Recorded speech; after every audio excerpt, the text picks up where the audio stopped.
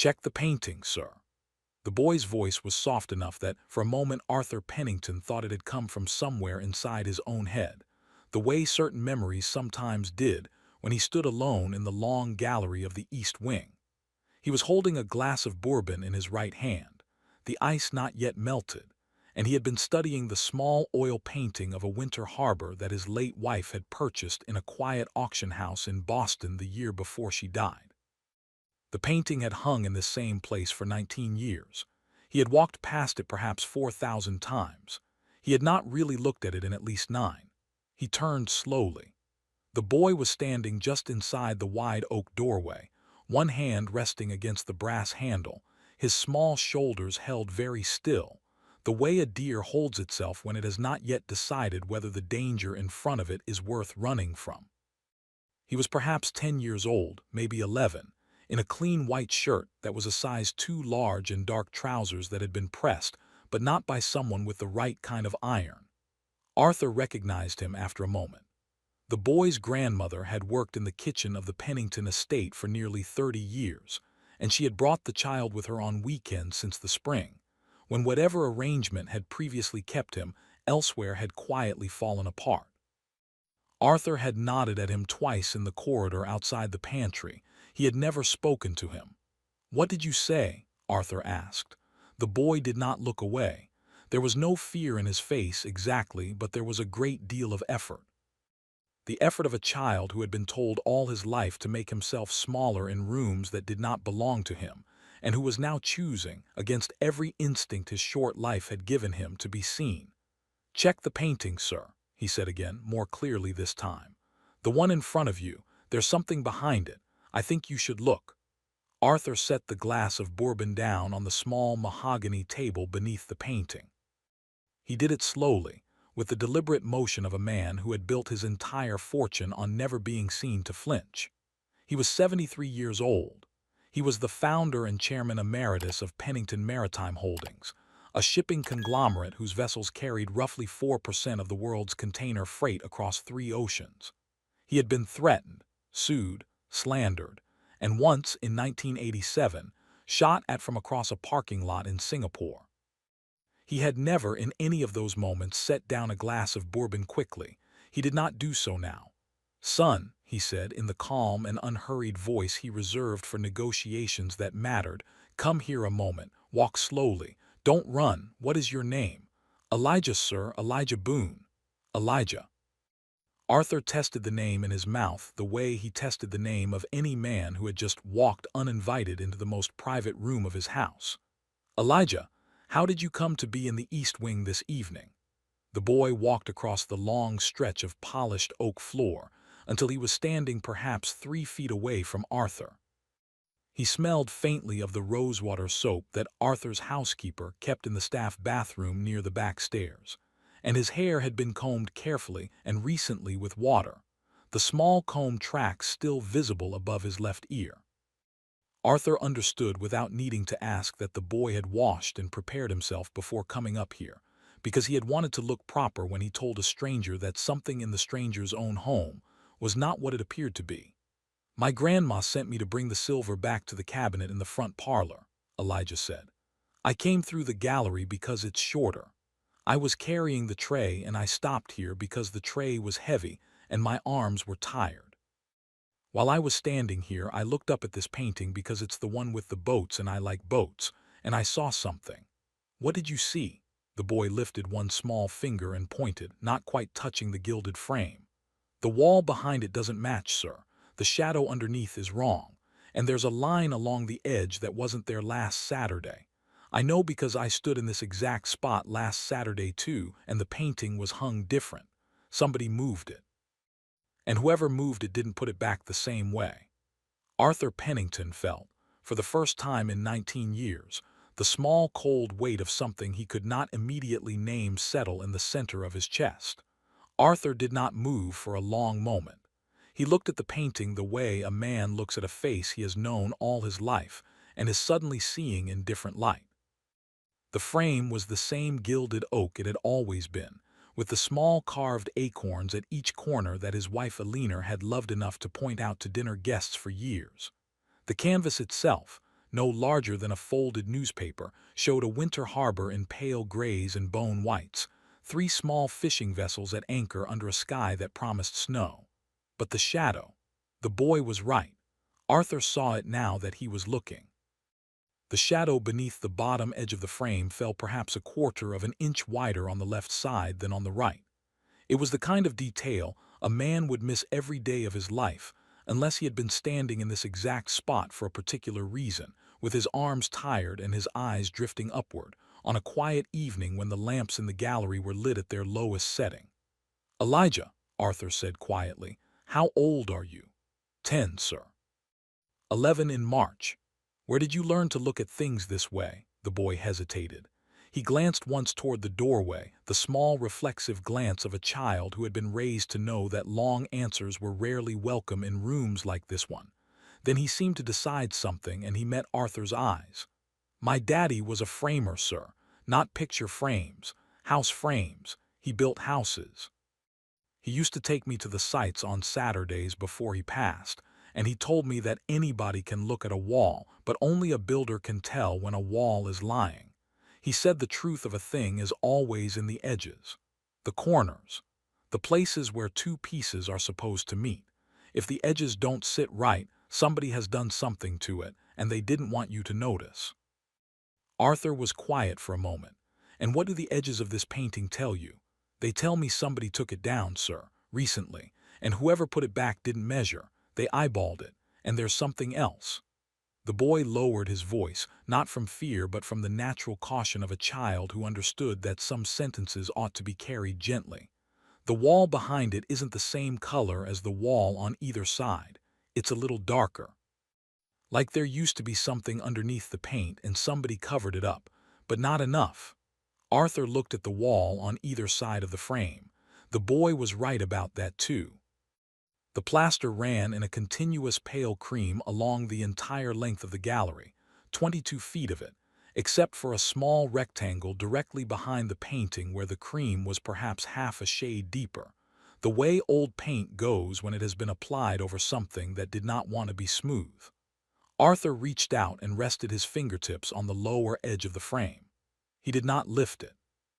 He simply touched it the way a doctor touches a patient before he begins to ask the harder questions.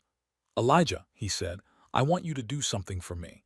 I want you to step back about 3 paces and stand by that chair near the window. Don't leave the room. Don't go and find your grandmother yet. I'm going to take this painting down, and I want a witness in the room when I do it. Do you understand what a witness is?" "Yes, sir. Somebody who sees." "That is exactly right." The boy stepped back.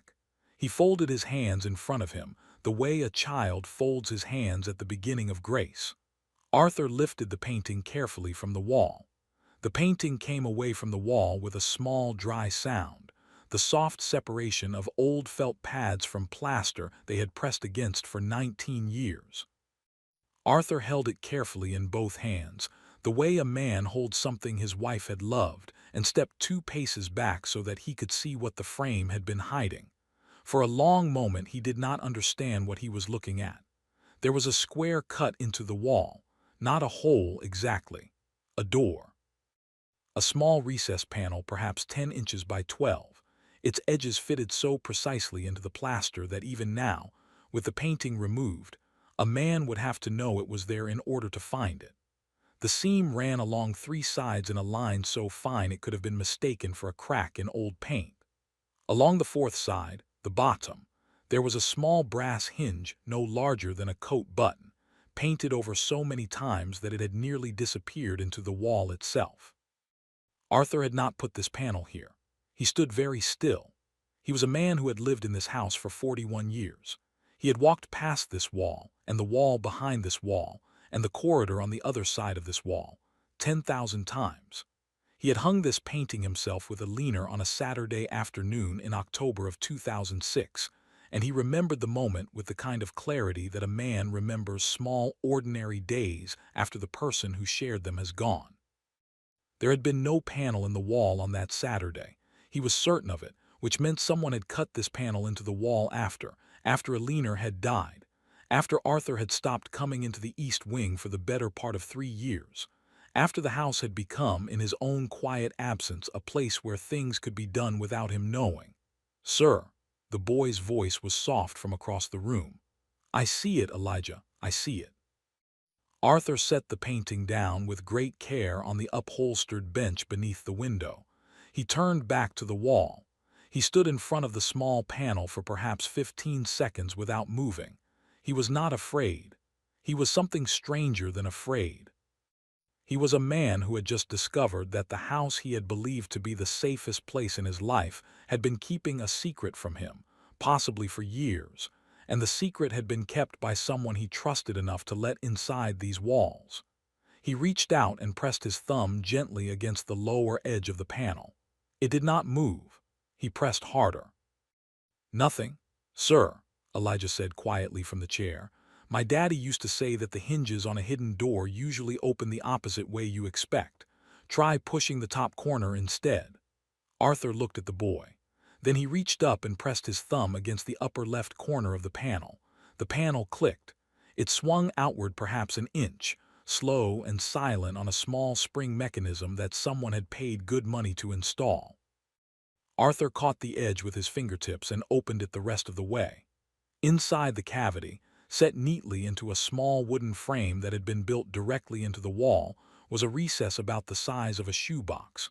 And inside the recess, stacked in a way that suggested someone had placed them there carefully and recently, were three things. A slim brown envelope sealed. A small black ledger, the kind a bookkeeper might keep, bound in cracked leather. And beneath them both, wrapped in a square of dark blue velvet, the unmistakable shape of a key. Arthur Pennington stood in front of the open cavity and looked at the three objects for a long time.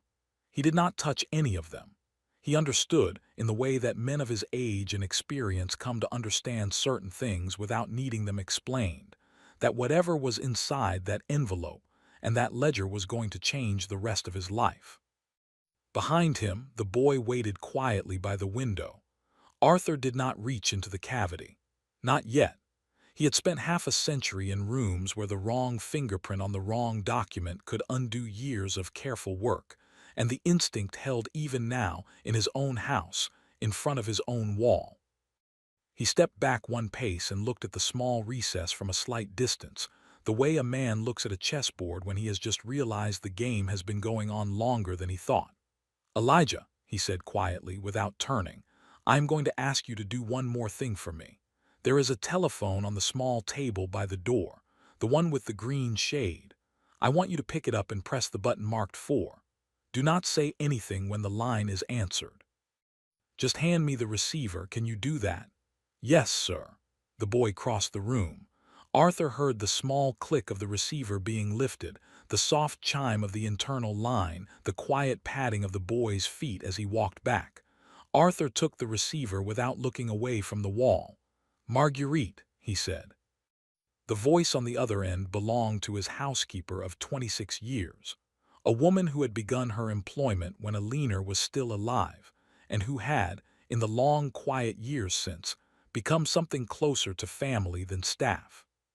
She was somewhere downstairs, probably in the kitchen, where she spent the hour before dinner reviewing the next day's menus with a small pencil and a notepad she had been using since 2011.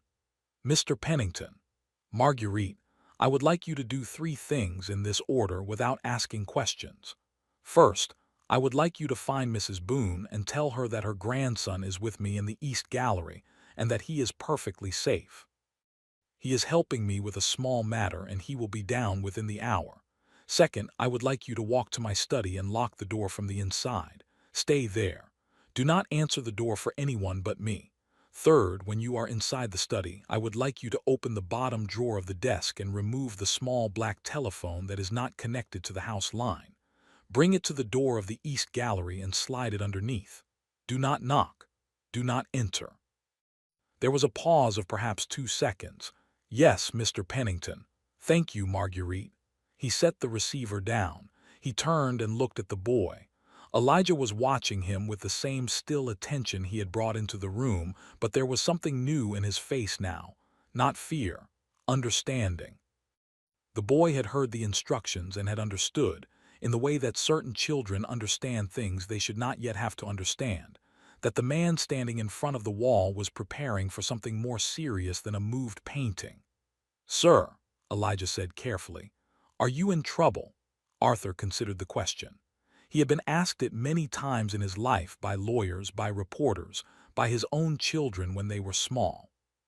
He had always given the same answer, which was the answer that men in his position were trained to give, and which was almost always a lie.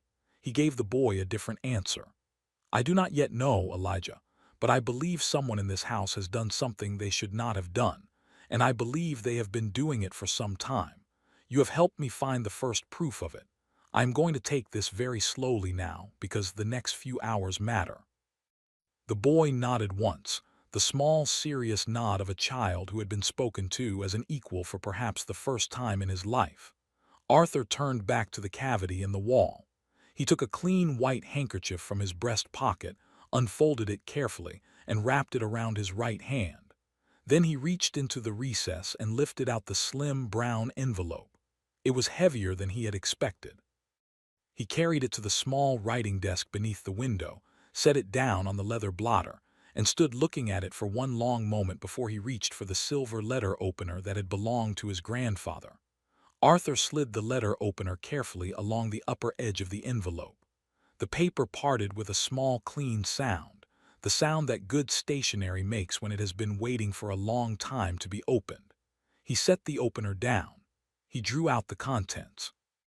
There were 3 items inside.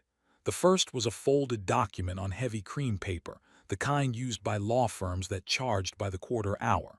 The second was a small black and white photograph, perhaps 4 inches square, that had been taken with a film camera and developed on the kind of paper that no one printed on anymore. The third was a handwritten note on a single sheet torn from a yellow legal pad. Arthur read the note first. The handwriting was Eleanor's. He stood very still. He had not seen his wife's handwriting in 19 years, except on the small cards she had tucked into birthday boxes for the children, which he kept in a leather case in his bedroom. He recognized the shape of her letters the way a man recognizes the voice of his mother across a crowded room. The note was short. It said, "Arthur, if you are reading this, then either I left it for you to find, or someone has done what I was afraid they would do. I hope it is the first. If it is the second, look at the photograph. The man on the right is the one to start with. The ledger will tell you the rest. I am sorry I did not tell you while I could. I thought I had more time." The note was dated April 2007, 6 months before she had died. Arthur set the note down on the blotter. He did not pick up the photograph yet. He stood with both hands flat on the leather and breathed in once slowly, the way a man breathes when he has just learned that the woman he had loved for 40 years had been carrying a weight by herself that she had not been able to give him in time. "Sir." The boy's voice was very quiet from across the room. "I am all right, Elijah. Give me a moment." He gave himself the moment. He took it. Then he picked up the photograph. It showed 2 men standing on the front steps of a building Arthur did not immediately recognize. The image was slightly grainy, taken from across a street perhaps, the angle suggesting that the photographer had not wanted to be seen. The man on the left was a stranger to Arthur. Tall, gaunt, in a dark overcoat, with a face that gave nothing away. The man on the right was holding a briefcase. He was perhaps 50 years old in the photograph, with a neat mustache and dark hair combed back from a high forehead, and Arthur recognized him at once. His name was Reginald Hatch. He had been the chief counsel of Pennington Maritime Holdings for 31 years. He had stood at Eleanor's funeral. He had carried one of the small bouquets the grandchildren had made. He had cried, or had seemed to cry, in the front pew of the church. Arthur turned the photograph over. On the back, in Eleanor's small, precise hand, were 4 words: Geneva, March 2007, Graylin, Graylin. Arthur knew the name. Graylin Holdings was a small private investment fund based in Liechtenstein that had appeared briefly in the periphery of one of the company's audits in 2009. It had been flagged once and then quietly cleared by the audit committee. Reginald had personally written the memo that cleared it. Arthur set the photograph down beside the note. He looked at the third item, the folded cream document. He opened it. It was a copy of an account agreement. The account had been opened in Geneva in February of 2007. It was in the name of a corporation Arthur had never heard of, but the signature on the bottom line was familiar. He had seen it on 10,000 contracts over 31 years. It was Reginald Hatch's signature. And the balance of the account, as of the most recent statement included with the agreement, was just under $412 million. Arthur folded the document carefully. He folded it back along the same creases it had been folded along for 19 years. He set it down on top of the note and the photograph. Then he turned toward the cavity in the wall and reached for the ledger. The ledger was small, no larger than a man's hand, bound in cracked black leather that had darkened along the edges from years of being handled, and then, more recently, from years of not being handled at all. Arthur carried it to the desk and set it down beside the photograph. He did not open it immediately. He looked at it the way a man looks at a door that he knows will not close again once he has walked through it. From the doorway came the soft sound of something sliding across the floor. Arthur turned. A small black telephone, no larger than a deck of playing cards, lay just inside the threshold of the gallery. Marguerite had done exactly what he had asked, and she had done it without making her footsteps heard, which was one of the small skills she had developed in 26 years of working in a house where the master sometimes needed not to be approached. "Elijah," Arthur said quietly, "would you bring that to me, please?" The boy crossed the room and picked up the phone with both hands, the way he had picked up the chocolate milk that he was not in this story holding, but that, in some other version of this evening, he might have been. He carried it to the desk and set it down beside the ledger. "Thank you." Arthur picked up the phone. He held it for a moment without dialing. He was deciding, in the small private way that men of his position decided things, whether to make the call he had been preparing to make for 19 years without knowing he had been preparing for it. He dialed. The line picked up on the second ring. "Arthur." The voice belonged to a man named Caldwell Finch, who had been Arthur's personal attorney for 36 years and who lived in a small stone house on a hill above the harbor about 11 miles from the estate. Caldwell did not work for Pennington Maritime Holdings. He had never worked for the company. He worked only for Arthur, and he had been chosen for that role in 1988 precisely because he had no relationship with anyone else inside the corporate structure. Arthur had paid him quietly for 36 years to be the one man whose loyalty could not be purchased by anyone else in his life. "Caldwell, I need you at the house tonight. Come up the back lane. Park behind the carriage shed. Do not come through the front gate. Do not call my office in the morning. Do not speak to Reginald Hatch under any circumstances between now and when you walk through my door." There was a pause on the line. Caldwell Finch was 78 years old. He had not been surprised by anything in perhaps 20 years. "How long do I have, Arthur?" "As long as it takes you to drive 11 miles in the dark without being seen. I will be in the East Gallery. Marguerite will let you in through the kitchen door. Bring the small recorder. Bring the notarial seal. Bring everything you would bring if I had called you to say that I was about to die tonight and needed to put my affairs in order. I will be there in 40 minutes. Thank you." Arthur set the phone down. He looked at the boy. Elijah was standing very straight beside the desk, his hands folded in front of him. His eyes lowered the small, respectful fraction that he had been taught to lower them in rooms where adults were speaking of serious things. Arthur understood, looking at him, that the boy had been quietly listening to every word of the call and had quietly understood most of them. Whatever else had happened in Elijah Boone's 10 years of life, he had not been raised in a household where children were treated as if they could not understand the weight of what the grown-ups said. "Elijah." "Yes, sir." "I am going to open this ledger now. I do not know what is inside it. I want you to stand here beside me while I do it. I am asking you because you found this, and I believe a thing should be looked at first by the person who found it, and second by the person who owns the wall it was hidden in. Is that all right?" The boy nodded. Arthur opened the ledger. The first page was a date, October 2006. The second page was a list of names.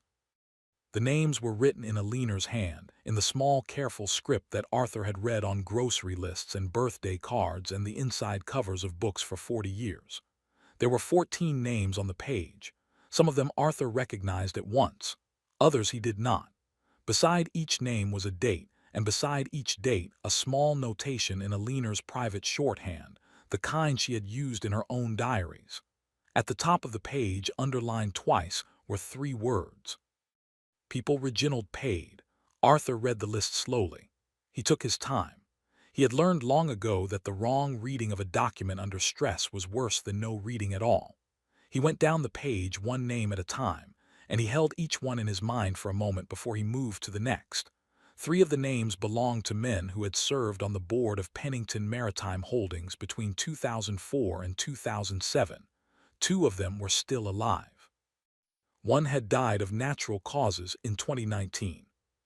4 of the names belonged to auditors from the firm that had handled the company's books during that same period. One of the names belonged to a federal regulator who had retired in 2008 and had since taken a comfortable position at a consulting firm that, Arthur now realized, had been quietly funded through one of Grayland's subsidiaries. The remaining names were unfamiliar to him, but the notations beside them suggested journalists, a judge, and 2 members of a foreign trade ministry. Arthur turned the page. The second page was a summary of payments, dates, amounts. The amounts ranged from $40,000 to slightly over $2 million. The total at the bottom of the page, written in Alina's small neat figures, came to just under $18 million, across a span of 8 months in 2006 and 2007. Arthur turned the page again.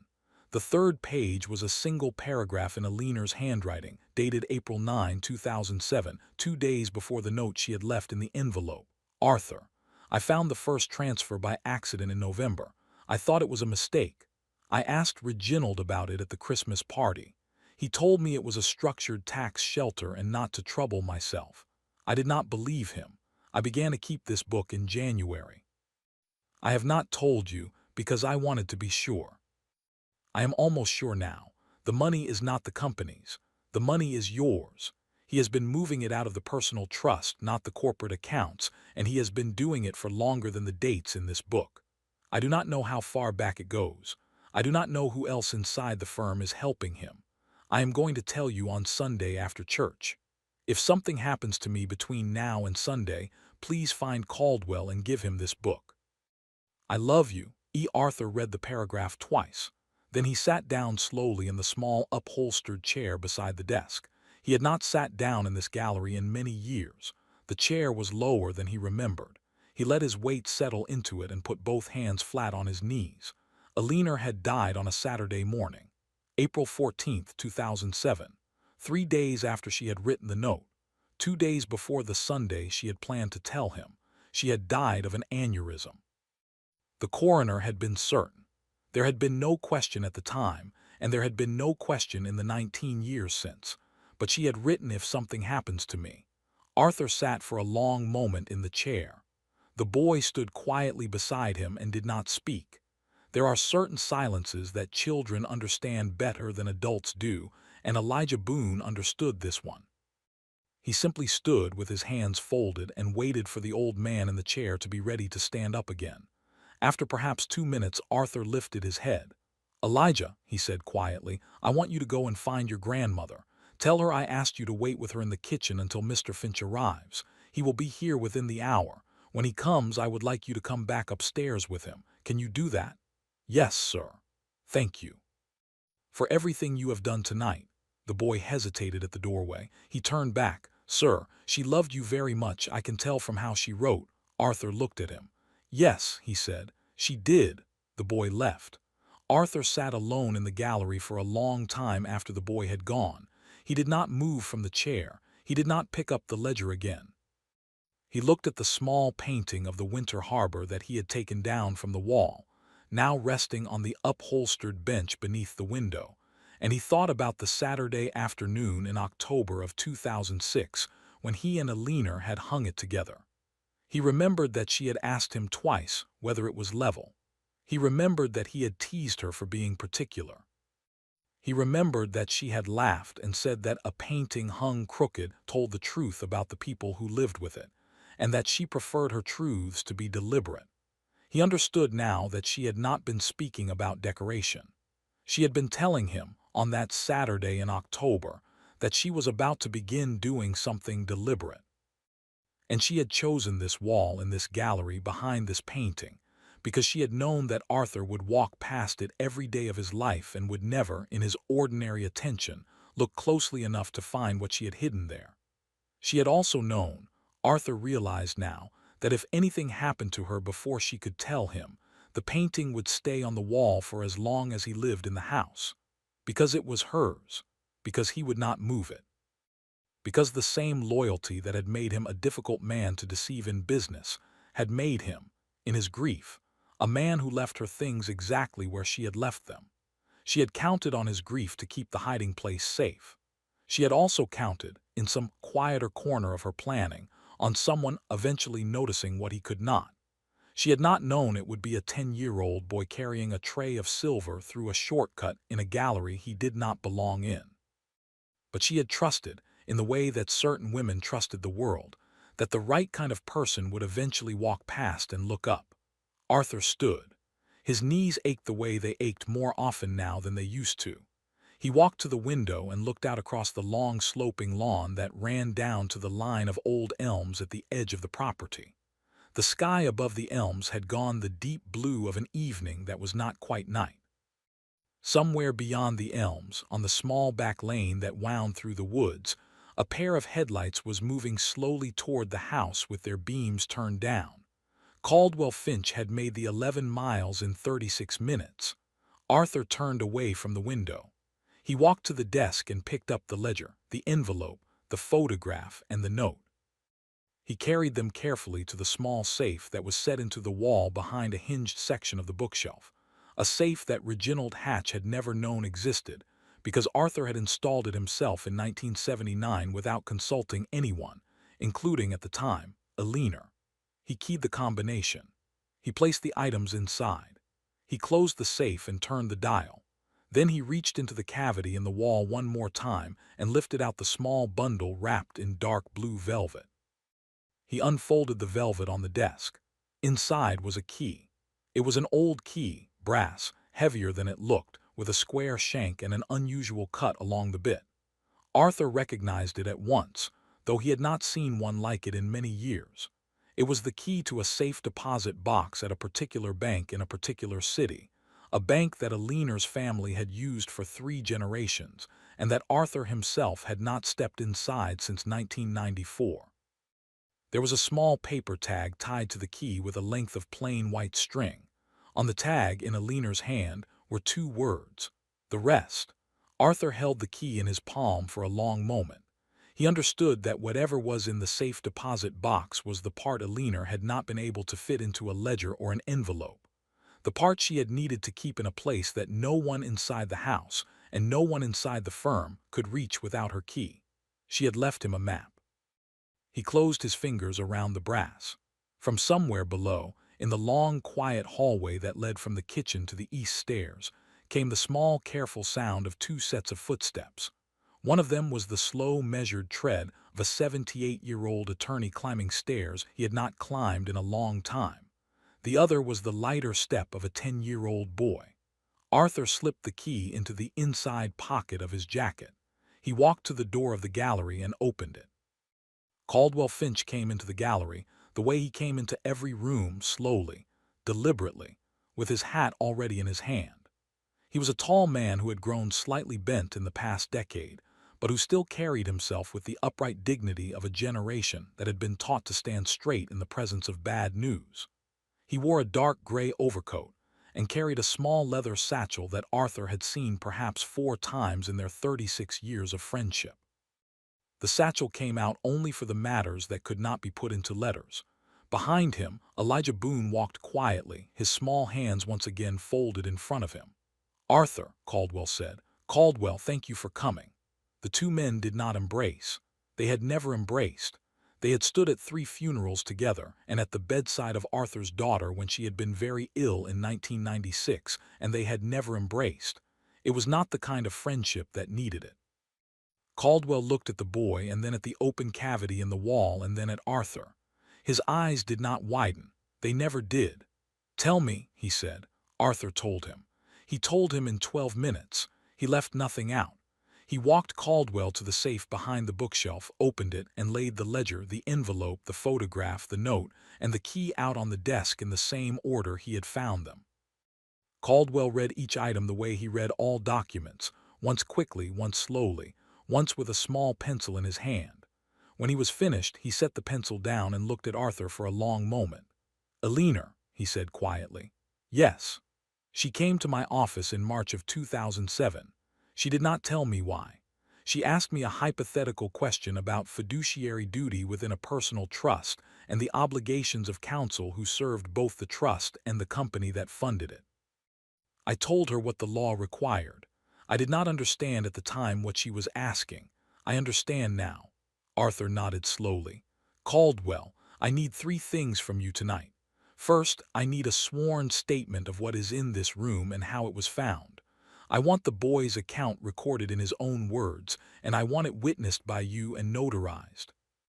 Second, I need a quiet hold placed on every account that Reginald has signing authority over, beginning at the opening of business tomorrow morning.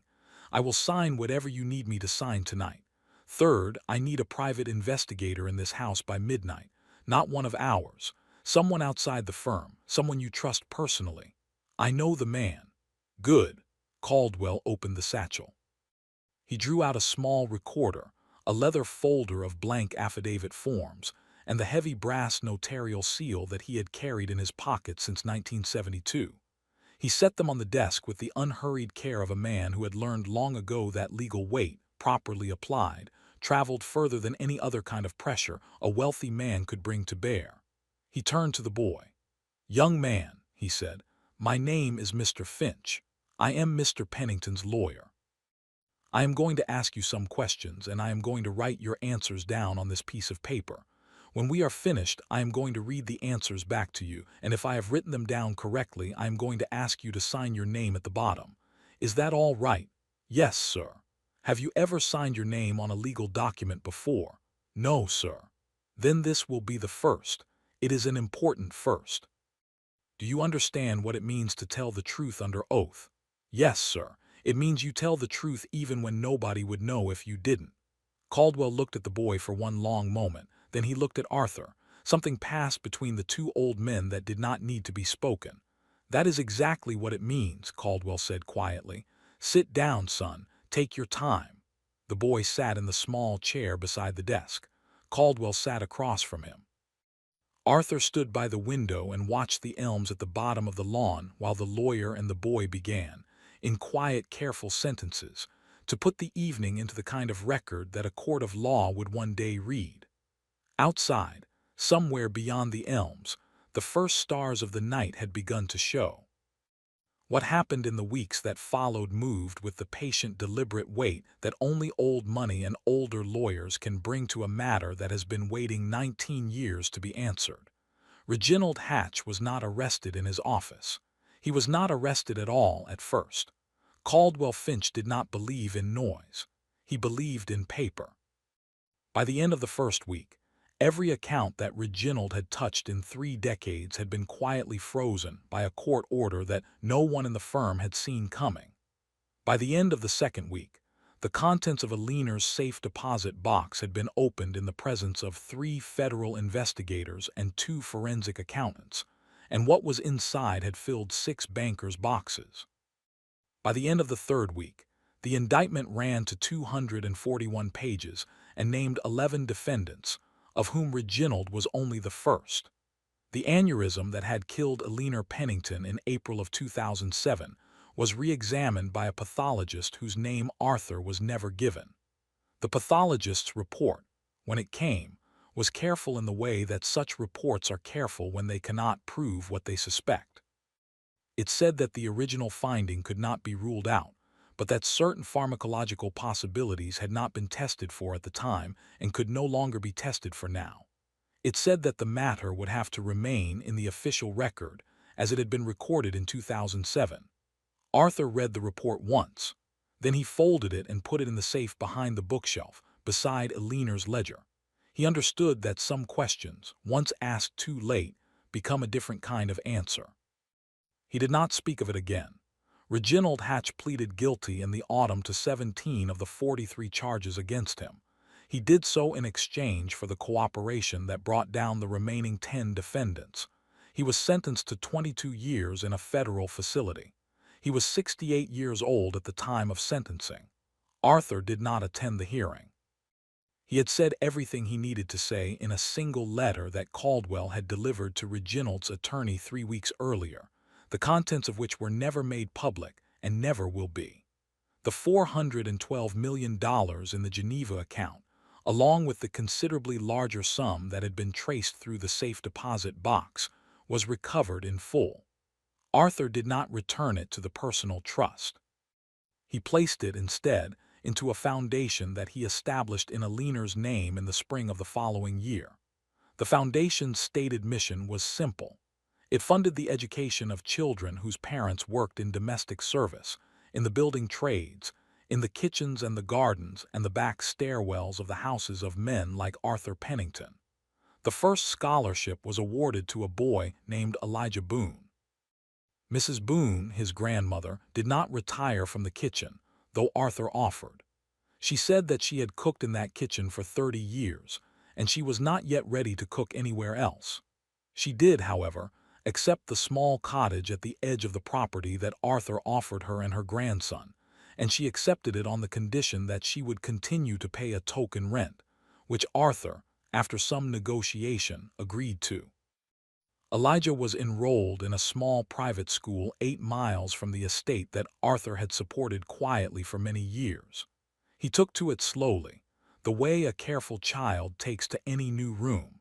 By the end of his second year, he was at the top of his class in mathematics and was beginning to read the kind of books that surprised his teachers. By the end of his fourth year, he had asked, of his own accord, whether he might one day study architecture because his father had been a builder, and because he had been thinking, for some time, about the truths that lived in the edges of things. Arthur lived for 11 more years after the evening the painting came down from the wall. He spent many of those years in the gallery. He had the small painting of the Winter Harbor restored and rehung in its old place, though he never again allowed it to be touched by anyone but himself. He sat in the upholstered chair beside the desk in the long, quiet afternoons, and sometimes he read, and sometimes he did not. He hosted Elijah Boone for tea every Sunday that the boy was in town from school, and they spoke of harbors and houses, and the small, careful business of paying attention to what other people did not see. There are stories we tell about the great houses of the world. We say that their secrets are kept by their owners. We say that wealth protects itself, that power knows its own shadows, that the men who build empires always know what is hidden inside their own walls. It is not true. The secrets of the great houses are kept, almost always, by the people who clean their floors and carry their trays and walk through their galleries with tired arms on quiet evenings. The truths of those houses are hidden in plain sight, behind paintings that have not been moved in 19 years, in shadows that fall a quarter of an inch wider on one side than the other, in the small details that only a child raised by a careful mother and a builder father will ever think to look up and notice. Pay attention to the ones who walk through your rooms unseen. Learn the names of the children of the women who cook your meals. The next time someone small and quiet stands in your doorway and tells you that something in your own house is not what it appears to be, set down your glass. Listen. The bravest voice in any room is almost never the loudest one, and sometimes all it takes to set right a wrong that has waited 2 decades for the light is 4 words, spoken softly by a boy who refused to walk past. If this story moved you, please tap the like button. Share it with someone who needs to be reminded to look up at the walls of their own life, and subscribe to the channel so the next story finds you. Tell us in the comments where you are watching from, and remember always to listen to the small voices in your life. You never know which one might tell you the truth that everyone else has missed.